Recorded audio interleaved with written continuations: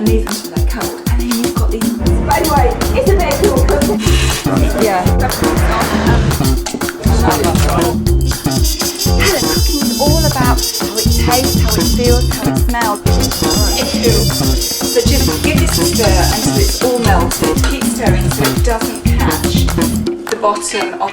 If the mixture comes straight off the bowl, then you've creamed it sufficiently. If it doesn't, stir it. Just like that. Perfect. Hello, welcome to my Christmas.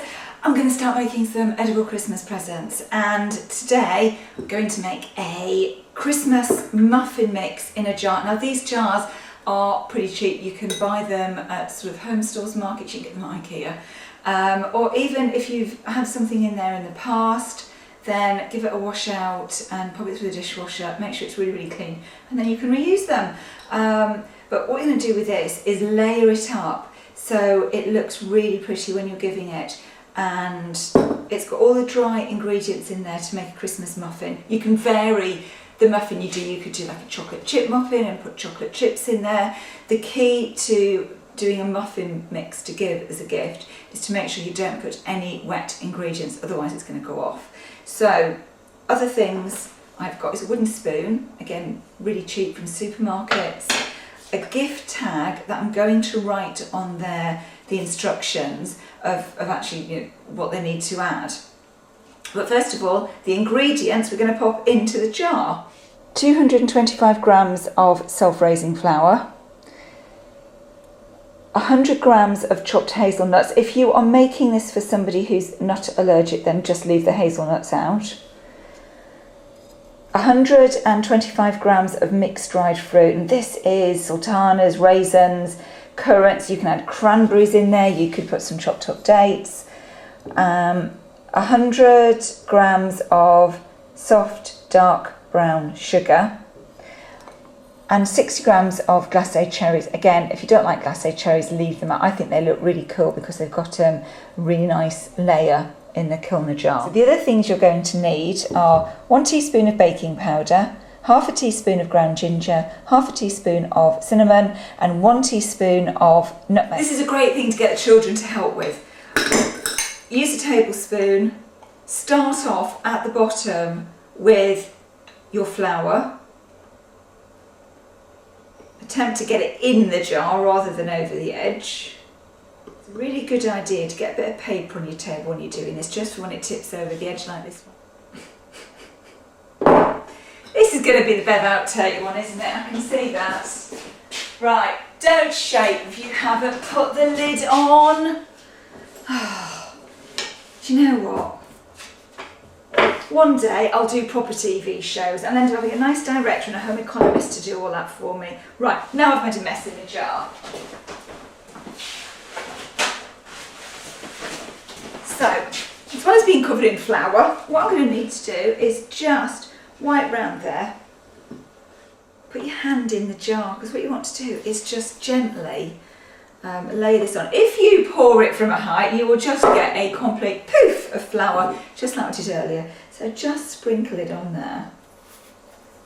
So I kind of imagine that. This show is a bit like Delia, with the outtakes left in. Right, and as you go round, can you see that layer starting to come up? Just flatten it off with your hands. Make sure you've got really, really clean hands as you're doing this. Right, it doesn't really matter after this what you're going to do next. I'm just going to sprinkle over the baking powder and the different spices. So once it's tipped out into a bowl to mix it. Oh, it smells great. It's like Christmas in a bottle. That smells fabulous. Now the next one I'm going to do is my nuts. Because you've got that gorgeous dark brown sticky sugar, that's actually created a really fairly solid layer. So that when you put anything, it's not going to go poof like the flour did. Right, so that's on then. And then I'm going to pour my nuts on. This is when I really hope I've got the right size Kilner jar and I can fit it in. No, sorted that one out before I started filming. And then just on the top, put my cherries. Now I want to put the cherries on so that you can see them. So what I'm going to do is the curvy side out and then just go around so that you can see those from the outside. If you do it like this, make sure you don't then shake the jar. And then to finish it off, some ribbon, some really nice Christmassy ribbon. Again, you get this in like lots of card shops and things. I've actually added in some of these really sweet tulip wraps. I've put them in dark green and red. They just add an extra finishing touch. You don't need to do them if you don't want to, but I just thought they look really quite sweet. And tie this. I'm finishing it off with my wooden spoon. So on the tag, what you need to do in your nicest handwriting, if you've got a white pen or a silver or a gold pen, that's really nice.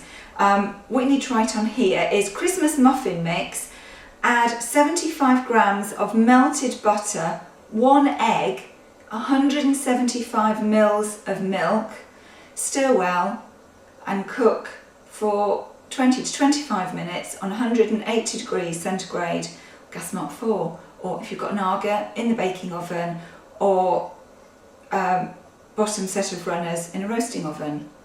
There you go, you've got a lovely Christmas muffin mix to give as a gift. If they're really good friends, what you can do is ask them to make it up and invite you around for tea so you can try them just to see how good they are.